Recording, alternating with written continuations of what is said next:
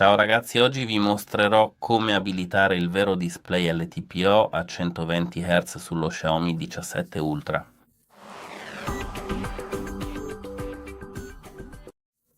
Per prima cosa, aprite le impostazioni. Qui, ora, dovete scorrere verso il basso finché non vedete luminosità dello schermo. Toccatelo e scorrete verso il basso fino alla frequenza di aggiornamento. Toccatelo.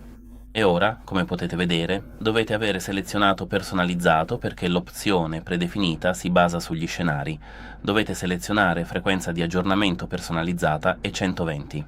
Ora avete i 120 fissi con LTPO, cioè con LTPO non credo davvero che i clienti abbiano bisogno di questo con LTPO.